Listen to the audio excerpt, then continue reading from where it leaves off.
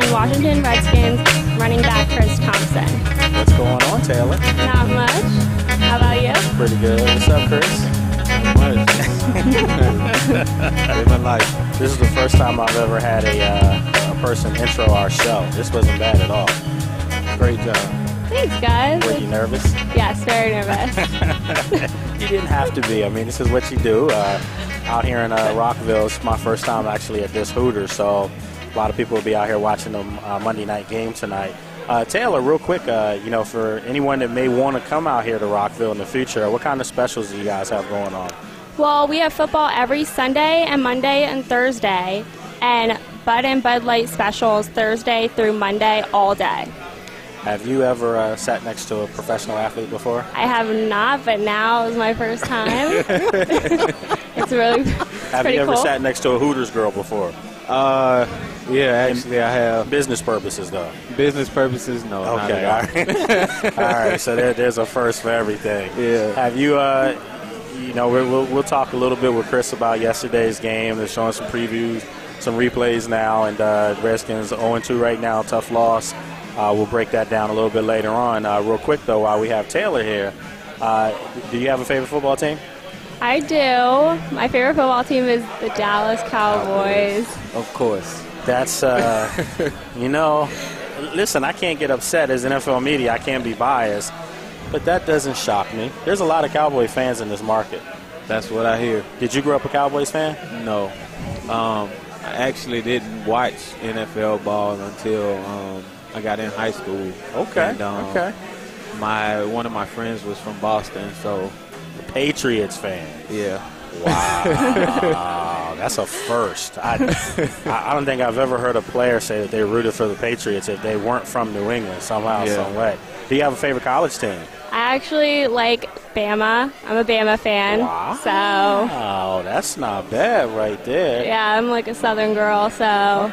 Okay, all right. I mean, they had a big win this week. Yeah, they did. Against Texas A&M, and we were talking about that game over the weekend. That was a big-time win for them, and he's coming from Florida State, so still Southern, Yeah. You know a lot about Florida State? Not That's fine. not much. Do you know but anything about Penn State?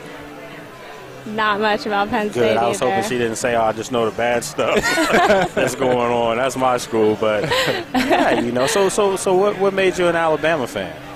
I have family over in Alabama, and I also have family in Dallas. And I've been to Dallas actually a few times, so I love it there. Are you originally from here? Yes, I Okay, am. because you actually hear a little accent there. Yeah. Oh, really? Yeah, and it's not a Maryland accent. It has when you said Alabama, I'm thinking, okay.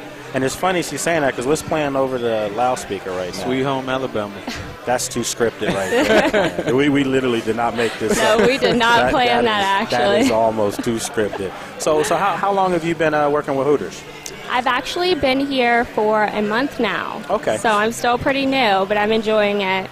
It's She's a great. a newbie. You yeah. you actually have a face for TV. Oh, I do? Thank you very much. Yeah, well, we'll have to do this again soon. Yes, for sure. Well, look, we're going to get ready to get into it with Chris, and we'll come back from break, and we'll talk about the Washington Redskins' tough start. And this guy's a rookie, and he's playing for a defending divisional champion right now, so I'm sure he didn't expect to come here and have this tough start. But still a whole lot of football left. We talked about this on the way up here. Redskins just still one game out of first place because everyone in the division lost yesterday. Right. So we'll break all that stuff down when we come back. But before we wrap up, I want to say great job to Taylor. Thank you. Knocked it out the park, did a great job. We'll be back.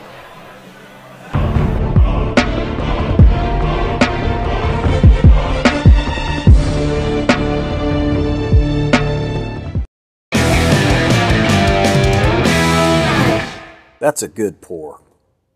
Frosty glass, perfect amount of foam. Thanks, Coach. How's your Bloody Mary? Spicy, Wings? always fresh, never frozen. All right. Who's the primary on Spider 2Z Snag? It's the fullback out of the backfield. If he gets jammed, I'm heading the flanker on a curl route. You're good. I know. Huddle up at Hooters. Why would you go anywhere else, man? Let me tell you some of the reasons people get into trouble with credit cards. A job loss or salary cut, an unexpected expense, a divorce, a business loss, or even helping a family member or friend in need. At Consolidated Credit, we understand that debt problems are not about overspending. It's about emergencies and unexpected situations. Consolidated Credit has helped over 5 million people, just like you. The options for getting out of debt have never been better. We can reduce your interest rates, cut your monthly payments, and help you get out of debt fast. The time to call Consolidated Credit is now. There are a lot of ways to get into trouble with debt. There's only one trusted way to get out: Consolidated Credit. When debt is the problem, we're the solution. Call Consolidated Credit now. Call toll-free 1-800-426-6016. That's 1-800-426-6016. Call now. If you're disabled and unable to work, pay attention to the following message. If you're one of the millions of Americans who are disabled and unable to work, you may be entitled to disability benefits through Social Security. Receiving benefits is your right if you suffer from a physical or mental disability. Whether you're applying for the first time or you've already been denied, we can help. You'll be matched up with an advocate who will evaluate your situation, handle your application, deal with Social Security for you, and handle all appeals. Best of all, there's no fee until you receive your benefits. To get started, call the number on your screen now. And keep in mind, there are a vast number of conditions that make you eligible for disability benefits and dozens of additions that you may not be aware of. So if you're disabled and unable to work, call the Citizens Disability Helpline today for a free, no-obligation consultation. Call 1-800-735-0219. Call now. Health Insurance Update. This just in for all uninsured Americans with or without pre-existing conditions. The recent health care bill will not take effect until at least 2014, leaving families and individuals lacking health insurance with no immediate solution to their concerns. Meanwhile, medical problems continue to be the #1 cause of bankruptcies. Here's the good news. A health insurance hotline has been established to provide affordable health insurance for all uninsured Americans, and yes, uninsured Americans with pre-existing conditions. Call the number on your screen now, and in less than 10 minutes, you could receive a choice of affordable plans from the Hotline Network. This is not a discount card. You will have access to doctors, hospitals, dental care, infant care, and emergency services. Call the Health Insurance Hotline now and get you and your family covered today. Call 800-794-1817. That's 800-794-1817. Call now.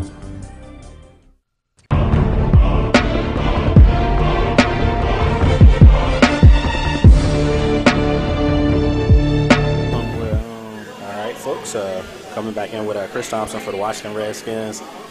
Myself, Lake Lewis, here at Hooters in Rockville, Maryland. We made the trip up from Ashburn, Virginia. Talk a little bit about Redskins football. And you guys are 0-2. Yep. As a rookie, when you got drafted, when you saw where you were coming, NFC East divisional champion, I'm sure in your wildest dreams you didn't think you guys were going to start off 0-2. Not at all. Actually, it sounds crazy, but I expected an undefeated season. Nah, come on now. Come on now. I do. And that's just how I am. An undefeated season. Yep. I'm a competitive guy, so every football season I go into that year expecting to be undefeated, no matter what level it is. I mean, I can appreciate that approach, but from a historical standpoint, you do understand there's been only 2 regular season undefeated teams, New England and Miami, and the Dolphins are the only undefeated team all the way through the season. Even though I gotta say this because dude named Harrison is sitting in here and he's a big Miami Dolphin fan, and I just had to say this: they only play 14 games then, so that's just But I mean, if they did it, it means it's possible. They did it. They actually pop the cork every year when if there's a team that's undefeated that's left, they actually will pop the cork if that team loses, because they want to be known as the only team that ever go through a season undefeated. Well, doesn't look like it's going to happen for us this year. Listen, 2 tough losses. I think as a media member, what I see may be different from you as a player. And what I see right now is a football team that doesn't have an identity on offense. And that identity last year clearly was that read option. We know Robert was hurt, but either you have to go back to that offense, or I'm going to say it right here, you may need to look at Kirk Cousins if you don't feel that Robert can run the offense right now. I just say I think it's just one of those things we're going to have to keep working at. And, you know, the type of quarterback Robert is, you know, we all know he's that read option guy.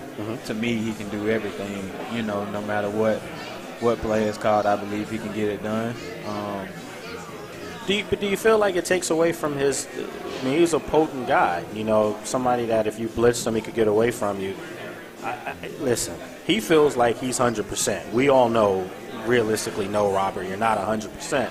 But it doesn't mean you're 10% either. He could be 90%, could be 85%. But I still would take him at 85% being a mobile quarterback that can get out the pocket. I just feel like from looking at this offense, this is nothing that he's run in the past, and it's almost the equivalent of having a new offensive coordinator. Right. I just think, you know, him coming from that injury, he took a lot of hits last year. Yeah, he did. Also. He did. And, you know, that's what a lot of running quarterbacks have to learn how to slide, for one. And, you know, I think now he actually made a lot of progress with his knee early on. Sure. So, you know, for him to be ready for week one was a big stride for him and for the team. So, he's been hit a lot, too. Yeah. I mean, yesterday he probably was on his back 4 or 5 times. You go back to the first game against Philadelphia, they blitzed him a lot. I think he was sacked 3 times in that game. So it's not like he's, you know, uncomfortable with contact around him. And I know you're coming off a knee injury, you know, as far as an ACL. The question is, when you're out there now, are you conscious of guys falling around your knees at all? Yeah, sometimes. Really? Yeah. And I think when you know, early on when you first start taking those hits and everything, you watch all your surroundings, everything around you. Wow. You know, even your teammates, because you know, especially in his situation, this is his first 2 games playing. So and over literally since last year. Right. You know, what you see, though, is you look at San Francisco, there's highlights of them. They struggled last night, got blown out by Seattle. Kaepernick's a guy that it was almost a tale of 2 games with him. First game against Green Bay, he's, you know, sitting in the pocket doing some things. Yesterday seemed like they tried to move him around a little bit. And I don't know if maybe the coordinators aren't used to having these type of players. Like, how do you call games? Do you call a game based on the defense you're playing, or do you basically just try to dictate your system over and over to whoever you're playing? I think you keep the system the way it was. And, you know, with Cap and even Russell Wilson, he also did some read option stuff last year. Of course, RG3. But, you know, that gives teams, you know, when they see it one year, it gives them a chance that next year to see what they need to work on with their defenses to kind of contain it. And, you know, I think some teams have figured out ways that they would like to contain the read option. Folks, sitting here with Washington Redskins rookie running back Chris Thompson, live from Hooters in Rockville, Maryland. This kind of my old stomping grounds. I'm from Silver Spring, not too far from here. Coming back to Maryland, I don't miss the traffic, though. I will say that. I'd be gladly getting back to Ashburn. But I'm going to put you on the spot here, Chris. I'm going to ask you this question that I know you're going to be biased towards it already, because it's an offensive question. Is the read option here to stay, or is this a fad just like the Wildcat? I think the read option is here to stay. And not because I'm in the offense now, but I think you can look over college football, look at all the successful teams for the most part, you know, other than, you know, Bama, right? Of course, more traditional. Yeah, but most teams have those mobile quarterbacks now, and you know, coming into the NFL, you can't really bring what they did in college to the league. Well, you can, but you know that comes with bringing the coach also. a little bit. Well, I agree with you on that. I do think that you're going to start seeing more of an influx of college coaches coming. I mean, like Kevin Sumlin at Texas A&M might be a hot commodity coming out. Art Baylor at Baylor. You know, you might hear that name here. Things keep it up. I'm just saying. And then you look at Chip Kelly coming in from Oregon, and everybody's excited about the offense in Philly. So it does seem like the game has changed more towards the athletic quarterback. And look, Andrew Luck, for my money, is not a stationary quarterback. Not at all. You know, he's a big guy that can move around and do some things. That's the way the game's going now. I wouldn't say that the offense is a fad. I don't believe that if it works, you're going to use it. The Wildcat was a series of plays, not an offense. Right.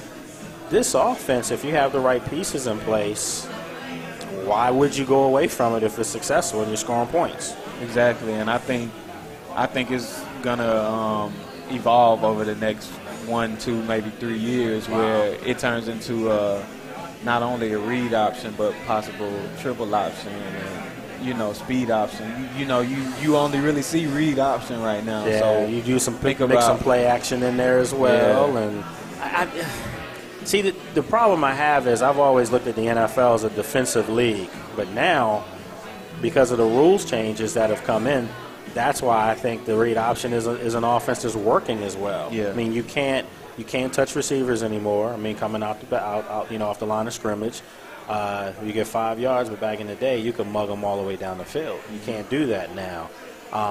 With the way defenses are being called now, I think guys are afraid to come up and hit people. As an offensive player, do you feel like the league has gone overboard as far as the way they're trying to protect people? I'm an offensive player, so I guess I'm a little biased towards, that where I would say I think they're just trying to make it safer. But look at this hit, like right here. That's not a foul. The receiver's ducking down, and he got hit with his forearm, but that was a play right there with Malcolm Floyd. Even though he got carted off, it's still football. Yeah. When you signed up to play football when you were a kid, you knew that it could be pretty violent, right? Right. And that's one thing about it. Like, especially at the receiver position, you're gonna avoid any tackle possible, and a lot of times that involves ducking your head and just falling down. But also defensive players don't know that we're gonna just fall, so sometimes that causes them to, when the receiver's falling or the ball carrier's falling, the defensive player is going down as well, and it just turns into helmet-to-helmet contact. Do you know when there's a dirty hit delivered? Yeah. I mean, you can. So is it basically because the guy lowered his head, or is it saying something to you? I mean, how do you know? You could tell by the way that the defensive player just, if he launches himself at you, he's trying to make that wow hit. But sometimes, honestly, you have a guy running across the middle. He's gonna launch himself, but it's it's in that chest area, not towards the head or anything. The red zone. So I know you're tight with Brandon Merriweather, and he got knocked out yesterday trying to deliver another hit. He knocked out Eddie Lacy earlier in the game. I don't think Brandon Merriweather's a dirty player by any means. He's an old school player. He wants to make a big hit. But if you go back and you look at the replays of both those hits, he kind of looks like he's launching himself. I guess, again, where do you draw the line? I mean, defensive players are taught you run through the ball carrier. Right, and that's the tough part about it, because I watched Merriweather since he was in college. He was actually one of my favorite safeties ever that I watched. Yeah. So that's just the way he plays, and some guys play like that. You look at Polamalu, he's just wild. You never know what he's gonna do. And I don't think he's a dirty player by any not means. at all. I mean, look, the late great Sean Taylor, guy that as long as you're a Redskin, you're going to hear that name surface a lot in conversation. You remember him from the U. Oh, yeah, yeah. And he was a guy that was literally trying to run through a ball carrier. And I can say this. He wasn't a dirty player, but his hits were brought with malice. I mean, he meant to cause some damage. I thought that was part of football. You know, when you go to Florida State, you played at a big-time program in college, and I'm sure they told those defensive players to bring some pain on those hits. Yeah.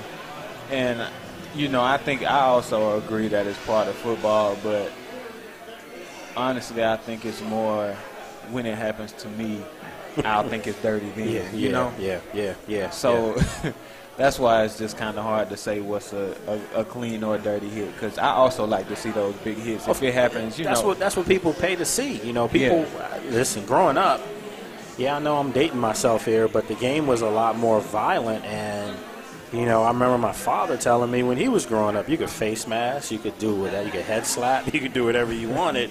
Yeah, we understand that maybe those things are excessive and overboard, but the big hitters of the day when I was growing up, the Ronnie Lotts of the world, they weren't dirty players by any means, but you knew if you came across the middle, you better have your head on a swivel. Mm-hmm. Isn't part of intimidation part of the game?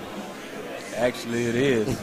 And, you know, when you talked about having your head on the swivel, that's what offensive players should do at all times.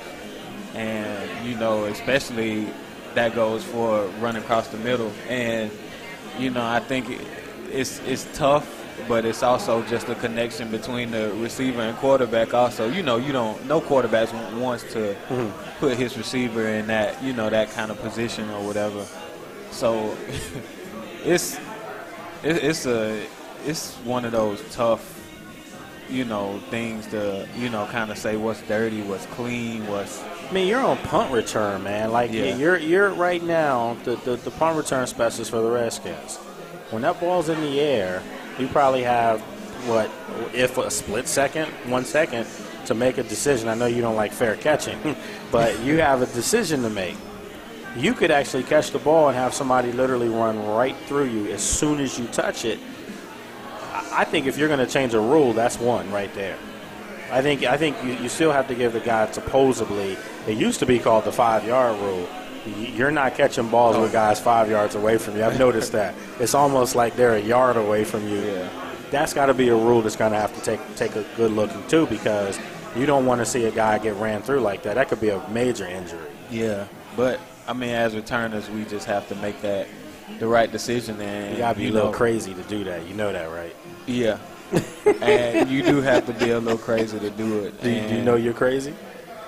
A little bit.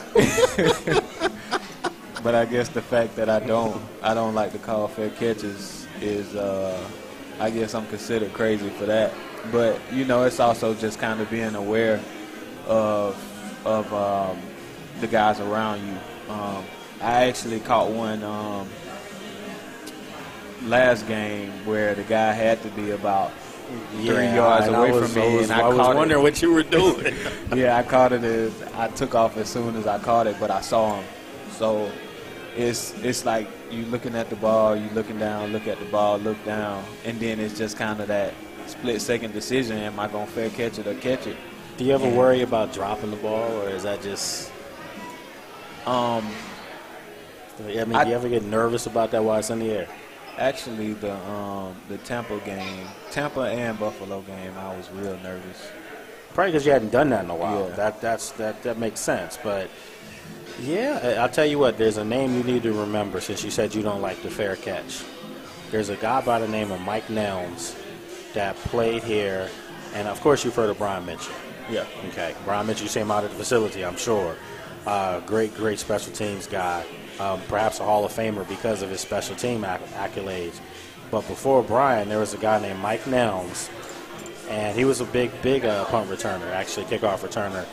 And there's still some people that might think that he might say that he was better than Brian Mitchell still, but he never would fair catch. That was his trademark. No matter what happened, Mike Nelms would never fair catch the football. So that's a guy you should look up. I will, but I think, you know, with me, it's not so much that I don't like to, but it's just I trust my guys enough on the outside with the gunners because they're the first guys that get down there every time. And, you know, as soon as the lone snapper snaps the ball, I look to both sides. I look to my left and right, look at the gunners. If most times it's, you know, it's two of our guys on that one guy, so no way they should beat our guys downfield. So that's one of the reasons behind me not fair catching. We need you to break one. I mean, that's going to have to that could ignite the the offense. You know, that quick start. You know, you heard Robert talk about it in the press conference yesterday. Offense, you know, can't put itself behind in games, 30 points by halftime. You can't do that in the NFL. So perhaps, something happened on that special teams could be big. I have noticed that it's hard to return kickoffs because when guys are kicking off from the 40-yard line, you're not going to have too many kickoffs. Yeah, it's tough, man. And, even last game, the punter was their kicker. He was kicking off for him, and just watching film on him, you knew. Yeah, I already knew he was kicking them all deep and out the back of the end zone. But it's just about making the best of when you get that opportunity finally, because it'll come around. Kickers' legs get tired, of course. So, sure. When it gets colder outside, the air is heavier, the ball will drop. Do you prefer catching or being back for punt returns or kickoff returns?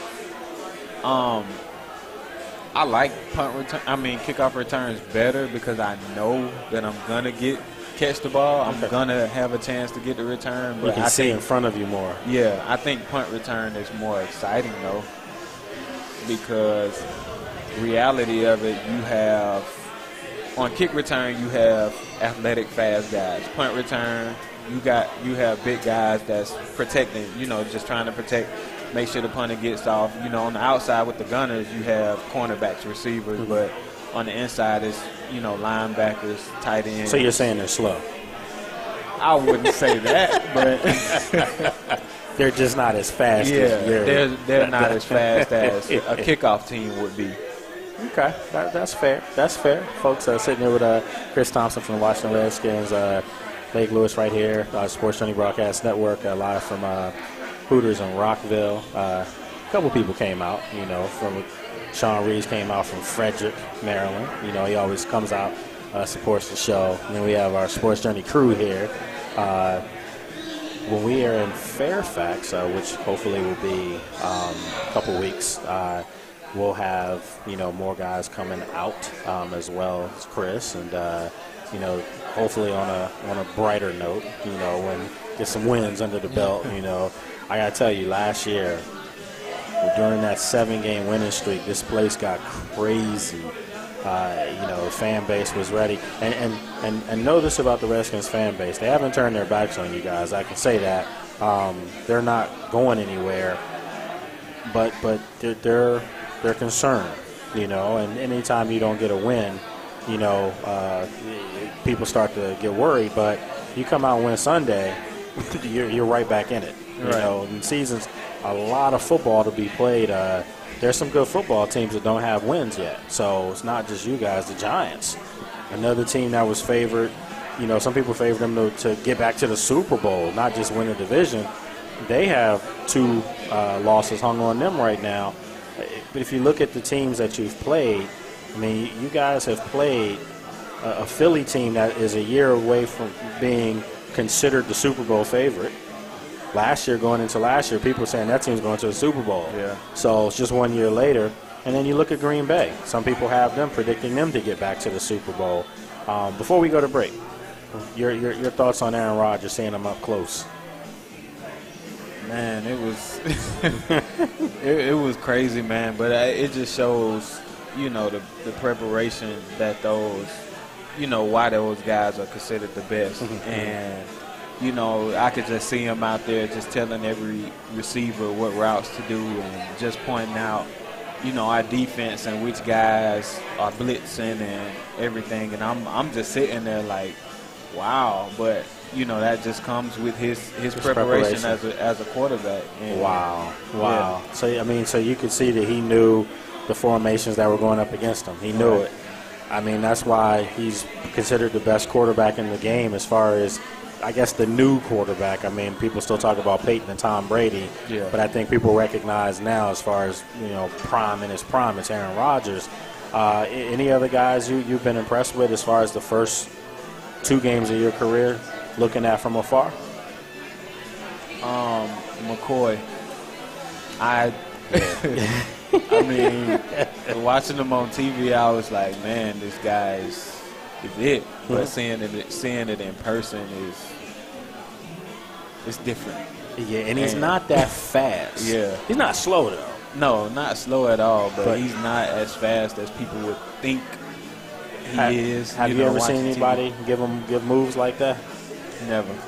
I mean, it's just like he's skating out there. And guys, I mean, we're talking about professional players can't touch him, and he's not that fast. So, yeah, I mean, he's a tough player. Sean Jackson, you saw the speed and all that. What about Michael Vick? That was crazy too, man. Just, you know, I mean, seeing all these guys I watched, you know, played the video game, you know, with these guys, and it's just crazy to just be out there with them and also, you know, be playing against them.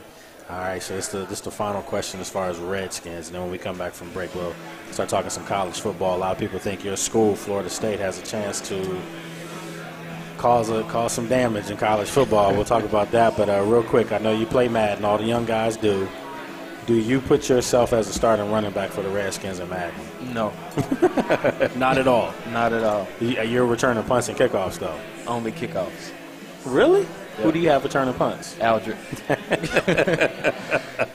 See, you should put Aldrich at running back. Is that possible?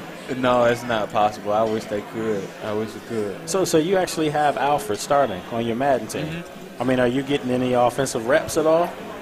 No. Really?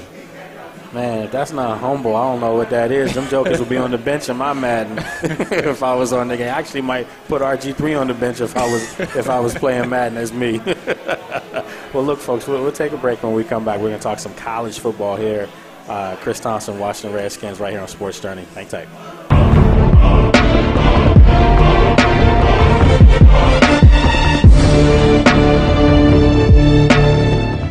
Homeowners Relief Line can help save your home. We specialize in foreclosure assistance, and that's all we do. If you're behind on your mortgage payments, being threatened with foreclosure, have been denied a loan modification, or been the victim of a predatory loan, it's critical that you call Homeowners Relief Line now. Homeowners Relief Line has a network of attorneys, and our agents are available to speak to you right away. New laws are in effect that may save your home, so call Homeowners Relief Line now.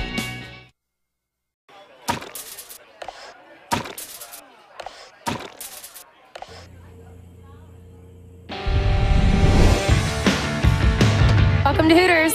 Right this way.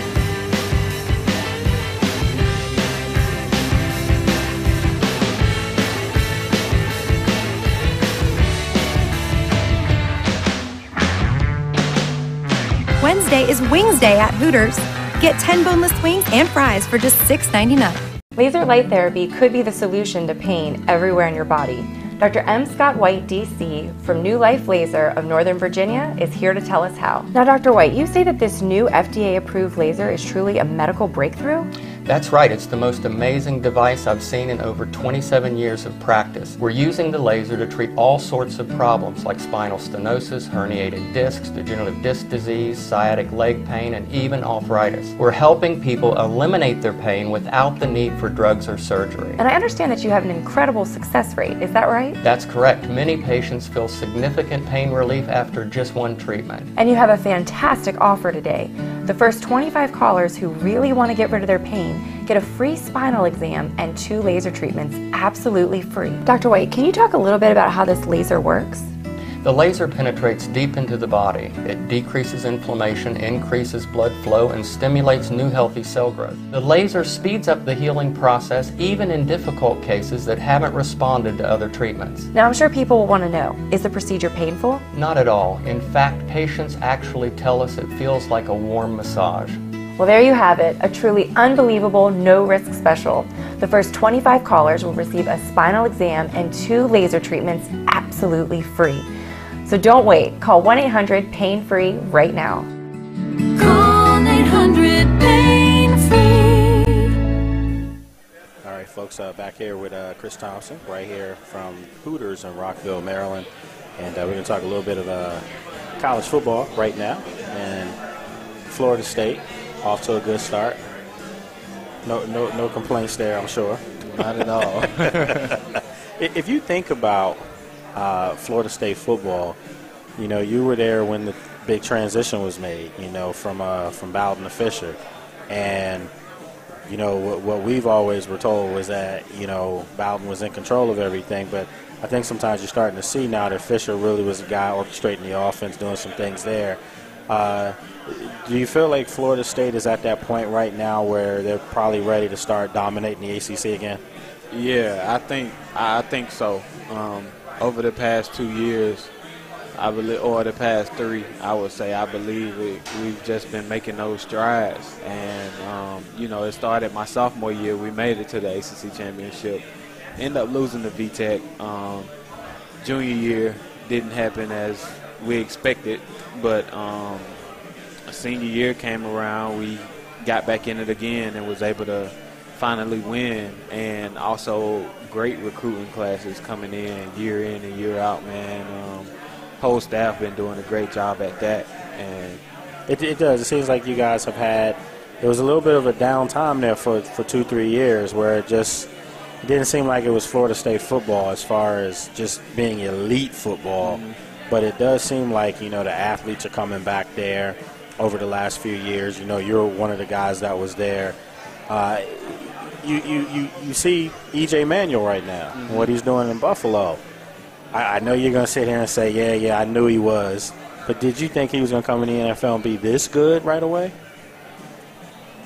I did. I knew you were going to say that. Yeah, I mean, honestly, to be completely honest with you, I really did. Wow. And it was just being with him, being the start of those last 2 years. And, I mean, my senior year, he went from, the changes he made, it was just like a drastic change in the way he approached meetings, practice. He was more vocal.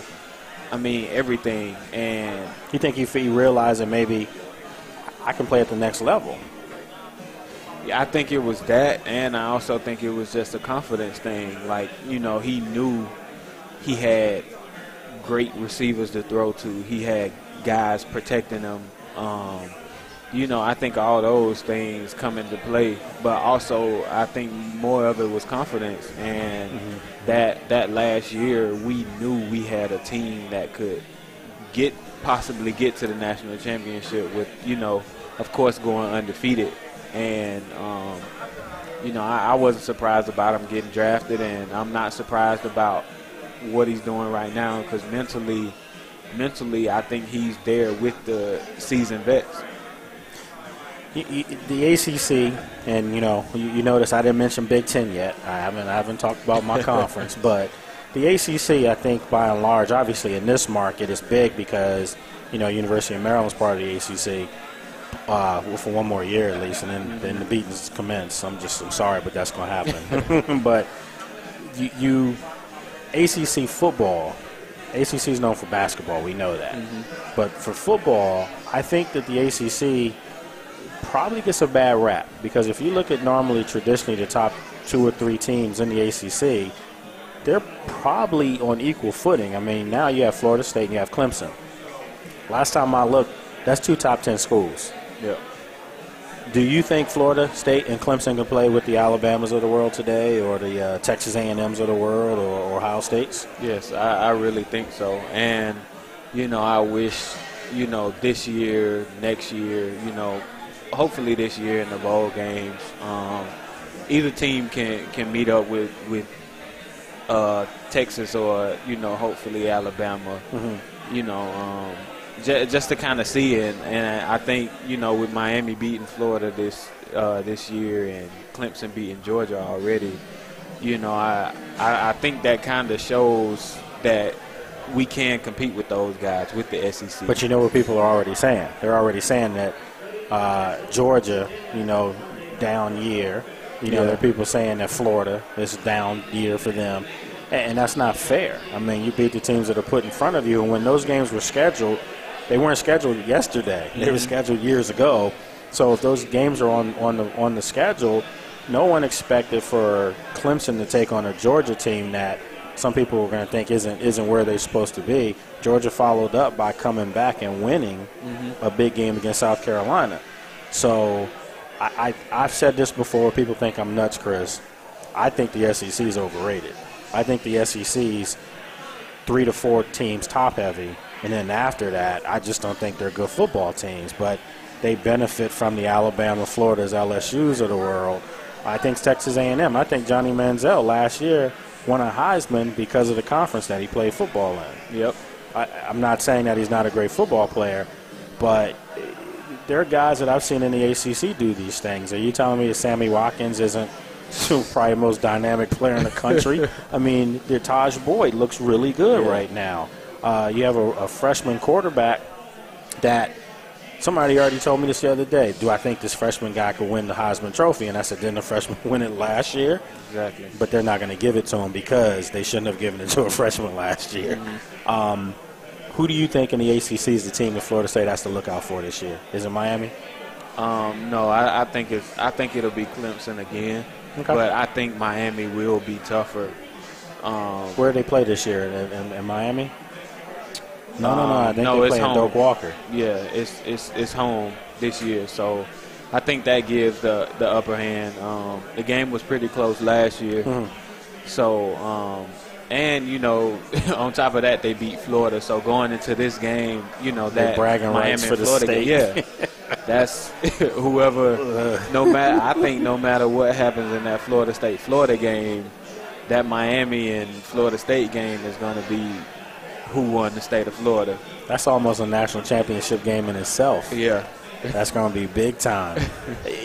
I think Miami football is starting to turn the corner again. You know, obviously, I don't care when you beat Florida. If you beat them, that's a good win for your program, and they've proven that. So it's kind of nice to see Miami and Florida State start to come back up at the same time, because years ago, you know, those games were just. I mean, you grew up in the state, you know, those games was almost a semi-pro football game. If you look at all the talent that was on there. When did you, as a player, when you were in college, when did you know that you could play at the next level, or is it something you just always knew? Actually, I didn't know until my sophomore year. Actually, freshman year, I was a little iffy. Like, maybe I'm not gonna make it on this level. Sophomore year rolled around. I think it was maybe the third, fourth game. It was early in the season when we played against BYU, and I had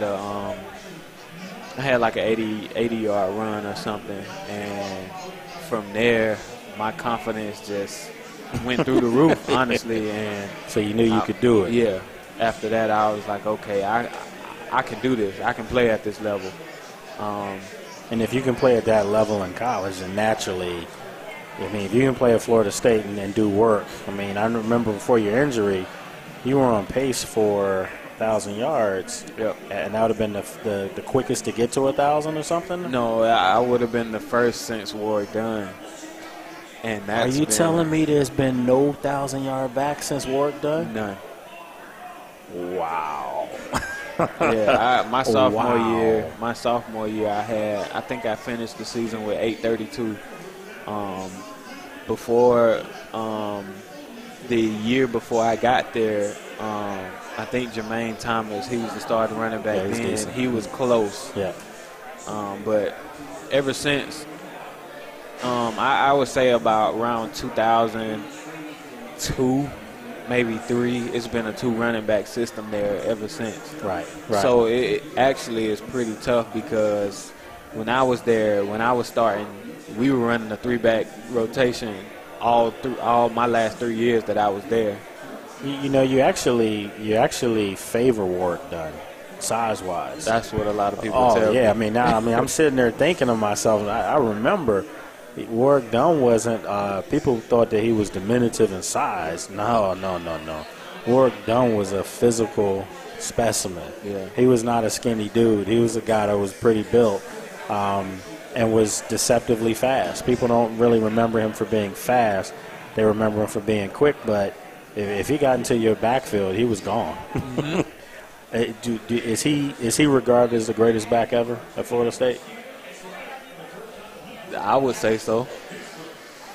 I don't. Outside of yourself, I mean, you gotta. I know you're not gonna sit here and pat yourself on the back, but a lot of players, skill set wise, don't translate from Florida State. So I mean, you should give yourself a lot of credit because I can't think of the last running back from Florida. What other running backs from Florida State are in the NFL outside of yourself? Leon Washington, Greg Jones. As far as pure running back. Yeah, Greg Jones was a fullback. Yeah. Playing running back. And Leon Washington's more of the special teams ace, Yeah. I forgot Leon Washington, though, went there. But he was doing this in college, too. Right. So it wasn't like he was an every down back in college. He was there with Greg Jones. Yes, he was. Yeah, and Greg Jones, there was another back there during Lorenzo that Booker was there, too. That's what I thought. Yeah, wow. Yeah, he played briefly in the league. Okay. So what is that, though, Chris? I mean, great offenses in college, but not a lot of translation. Even quarterbacks. E.J. Manuel's kind of breaking the trend, too, because, the Chris Winkies of the world and, those guys just didn't have great careers in the pros. So, you're kind of a trendsetter now. I mean, seriously, you got to put yourself in that situation. Actually, college is just a lot different from the league, man. You see guys year in and year out dominating college come to the NFL, not so much. Is it opportunities or it could be all of the above? I think the guys get the opportunity, but just I think mentally, as far as how much work it takes, in the meeting rooms and studying. Like honestly, in college, you need to study, especially as a quarterback. But as running backs and everything, you needed to study, but it's not as much as in the league, in the NFL. You have to, up everything, take everything to another level. And, also it could be the systems also, in college. Now, when you were, working out and getting ready to get drafted, I mean, were the Redskins a team that you had an idea that may be interested in you, or you just found out literally when you got drafted? Actually, I was hoping for the Redskins. Really? Yeah. Because of RG3 or just the system? Actually, because of the system, because of the offense. But of course, it had a lot to do with RG3 also, man.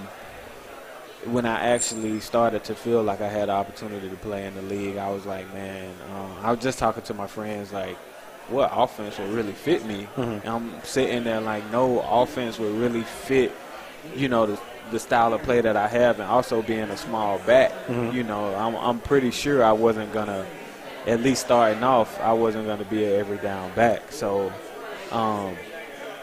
we really came up with two options. It was either the Redskins or possibly the Patriots. And so we were like, man, let's just hope one of those teams, just possibly give you a chance, because I never thought I didn't think I was going to get drafted. Well, you got the chance now. Yeah. I mean, dreams come true. And I know, from talking to some of the other players, and I know other coaches are really high on you. You're doing what most rookies do when they come in. You got to earn your keep. And in fairness to Alfred, great rookie year, record-setting rookie year. But if Evan Royster and Roy Halou weren't injured last year during training camp, and even in OTAs for that matter, Alfred may not have been given an opportunity. And obviously, like you said, he seized his moment when he got it. So, you know, your time's coming. You know, there's some big things ahead for you, and like I told you before, if you take one back to the house this week against Detroit, life will never be the same. and it's coming. It's coming. You know, I do expect, you know, not just for you as special teams, but just the team in general to start clicking. You know, start putting it all together in every facet of the game. So, as far as college football, you know, we talked about a little bit, but do you feel like after watching Alabama against Texas A&M, is Alabama the best team in the country, or what about a team like Oregon? I really would like to see Alabama and Oregon play each other to really tell. You know, I gotta go with my boys first off, but Florida State. Yeah, but nah, man, that's understandable. Alabama is just it's ridiculous, man. Sometimes it's just not fair to see. You know, just to watch them play. If you ever just watch a full game, it's just not fair up and front with that O-line. Yeah, they come in waves. Just get stronger and stronger. Yeah, it's like they never, the past few years, like they never decline. And it almost seems like they get players that you remember Trent Richardson, then Eddie Lacy. Now you look at T.J. Yeldon, and I'm thinking to myself, they're similar backs, but they're all different styles.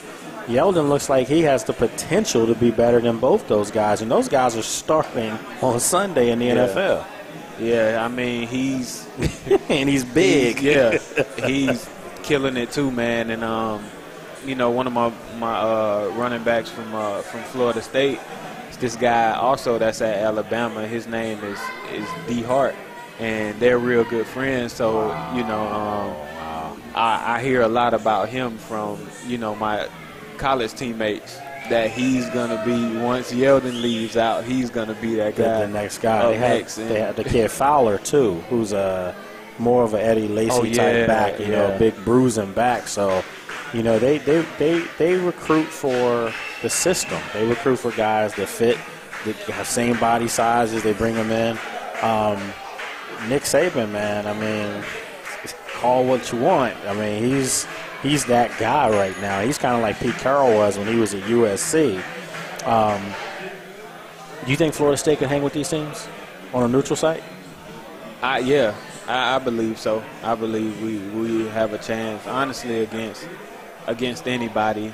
And, you know, just going back on Nick Saban, man, he's you could look at the coaches that were under him when he was at LSU. Almost all of them head coaches right now. And doing work. Yeah. Exactly. I mean, people don't remember that he did win a championship at LSU. Right. You know, and it wasn't too far away from when he went to Alabama. So right now, that's the premier program in the country. At least you know, as you come east, you know, Alabama is that school. I think Oregon gets a bad rap because they're out west. I thought last year, personally, Oregon should have been playing, you know, in that national championship game, you know, against Alabama. No offense to Notre Dame, but that was men against boys in that championship game. I think Oregon would have fared better, but they had a tough late season loss there. Do you think that there are teams that are out there that put it like this?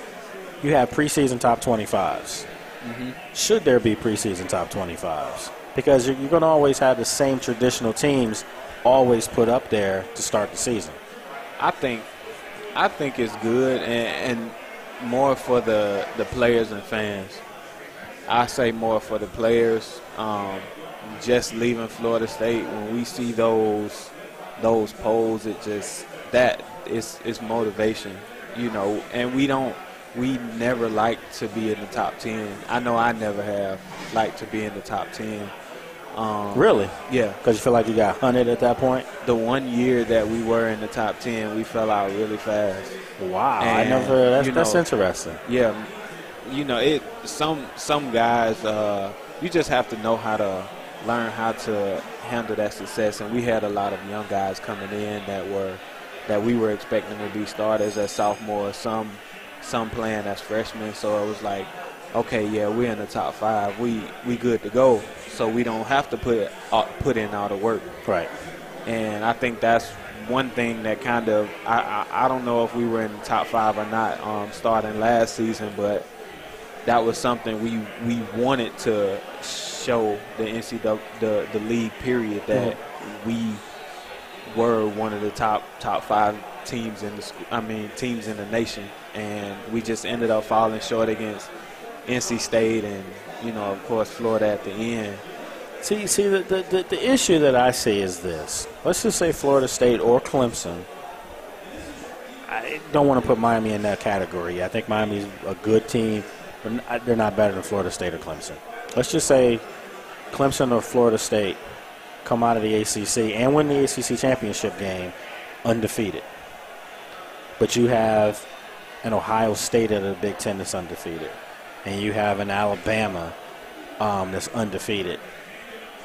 Do you think the ACC would be shown love, or do you think it goes to or an Oregon for Pac-12?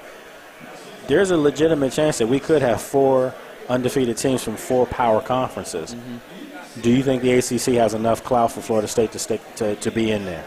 I don't think so, and I say that because, and I may be wrong about what I'm about to say right now, but I think a lot of it falls back on history also. Last few years, ACC, last year we happened to be have success against LSU with Clemson. Mm-hmm. We ended up getting to a BCS game finally. I think that all plays into it too. So I think that's why the SEC always gets the upper hand, because the past few years they could have a one-loss team. Yeah, and if Alabama loses one, and it's to say LSU, do you think that they could still put them in the championship game over maybe 2 or 3 undefeated teams? Yeah, that's not right though. It's not right at all, and that's why I'm ready for this playoff thing next year. To get started next year, which that's also still going to be unfair. Which I think they might have 3 SEC teams in there. I think they're just going to have to expand it all together. From I think it's 8 now. Yeah, listen, you obviously played in college, let alone in the NFL now. I played college basketball. I've said this for years. If we can have a tournament, and I'm talking 2 tournaments, because we have our conference tournament and then you have the NCAA tournament. If we can do that, there's no excuse to say that it's going to ruin the study schedules and all that, class schedules for football, because let's face it, you have that tournament, if it's football, in December when everybody's gone anyway. Yep. You're the only ones on campus during football, right, during December break. You know that. Mm-hmm. That's how it was for us. So my thing is, if the athletes are the only ones on campus physically, that would be a perfect time for the school alum to travel for the holidays. You could have an 8-team tournament. I think you could have a 16-team tournament. And you could get away with it because that's 3 weeks. Yep. You'd be all for that? I would. Man, let me tell you like this. If college football came up with a 16-team playoff, it would be bigger, and I'm saying this with a straight face. The only thing it would not be bigger than is the NFL playoffs. But it would be bigger than the NBA. It would be bigger than Major League Baseball. I guarantee you it would move up to college football to be the number 2 most watched sport in the country. Yeah, it would be huge. And I think about that a lot also, just, if there was tournaments, because it causes every team to bring their A game, week in and week out. Especially we fell short against NC State, and just having those conference tournaments. Loss. Yeah, that was a bad loss. But having those conference tournament, and then going into the NCAA tournament, I think that it causes guys to for one get a second chance, but also just bring your A. You got to bring your A game every game, or you going home. It would also show who's really the best team, because last year I didn't feel like 2 best teams played. The year before that, when Alabama beat LSU, I don't think Alabama, and I said this, Alabama should not even been in that game. because LSU beat Alabama at Alabama. Yep. That should have eliminated Alabama from that conversation. Oklahoma State should have played in that game. You go back a couple years when it was Florida versus Florida beat Ohio State. I didn't even think Ohio State was the best team in the Big Ten. I thought Michigan was the best team, and they lost by 3 to Ohio State, at Ohio State. But both of them had one-loss records. Ohio State's loss was against a bad football team. I can't think of the name. I think it was like Toledo or something. You can't do that, and that's the problem right now. So, if you're a college football fan, you want to see the best teams play. I mean, listen, Alabama, Texas A&M this weekend, that's great football. That's what you want to see. They can't duck each other because they're in the same conference. But you want to see how a Clemson, how a Florida State, how they fare, how Oregon's, how they fare. It's not their fault that their conference really isn't that good. But people say, well, that's why they're hanging 60, 70 points on these teams in the Pac-12 because they're no good. Didn't UCLA just blow up Nebraska this weekend? Yep. Beat them by 21. Hey, I think sometimes people get caught up in traditions a little bit more than the facts. And I'm not knocking Alabama. They're a machine. Make no mistake about it. But I think there's some teams that could beat Alabama. Yep. I really do. I think Oregon's one of them. I'm impressed with Florida State. I'm not sitting here saying that because of you, because I'm not a big Florida State fan. But I'm impressed with what I'm seeing. They look like they're athletic, they're deep, and their speed. They might give Alabama some trouble if they were to play. That game, if they played at Alabama, they'd lose. But if it's at Doak Walker, so who are you taking, Alabama, Clemson? I mean, if Alabama and Clemson were to play right now.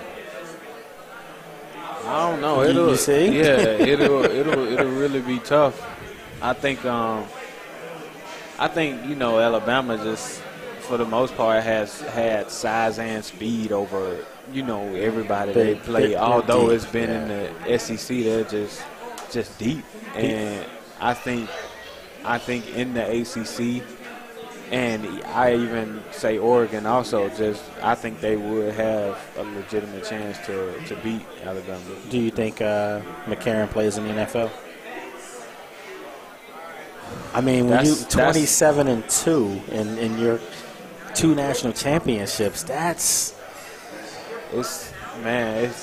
I'm not gonna wish anything bad on him. So I honestly, I really do hope he does have the chance. But you could look back on the history of Alabama quarterbacks. There is no history.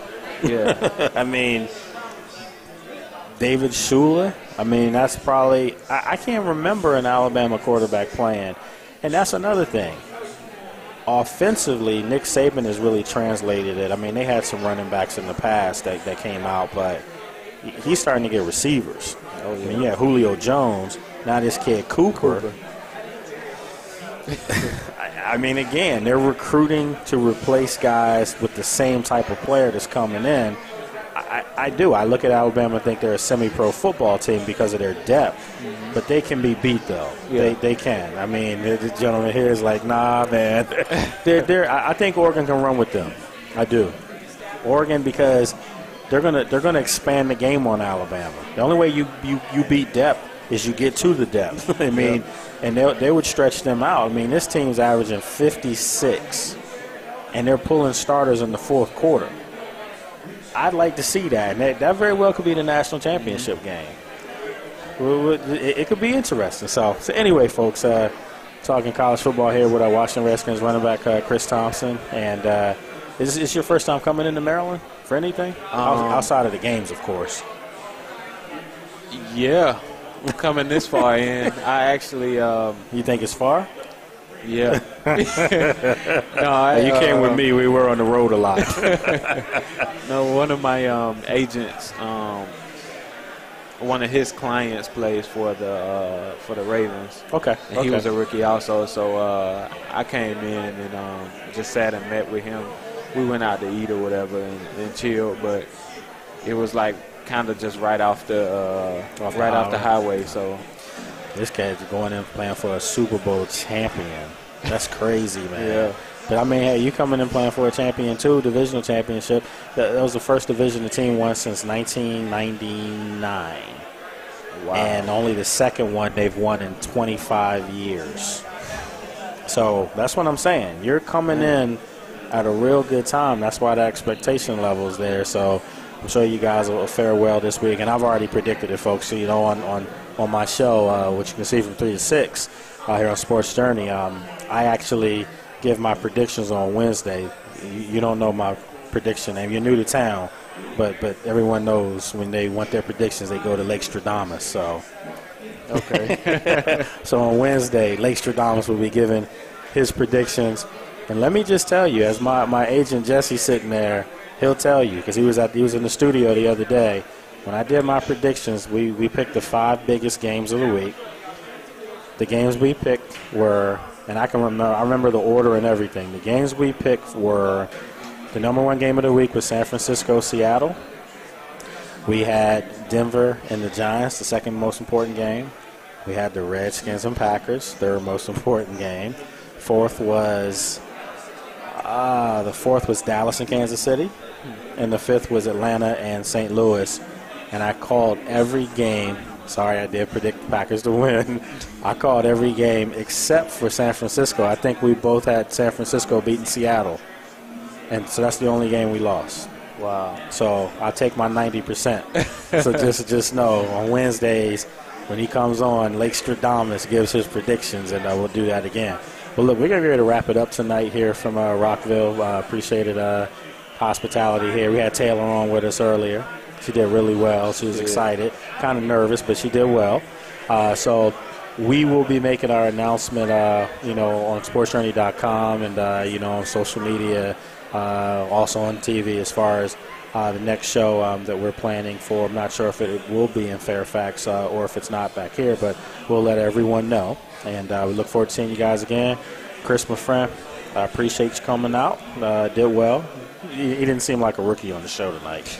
Actually, you seem like you've got some media potential as far as doing this long term down the road. Hey, I hope so. But you got a long time to play football, so we'll get to that road later on down the road. You might have to be negotiating a contract with my daughter by that time. But anyway, folks, we had a great night. Be safe.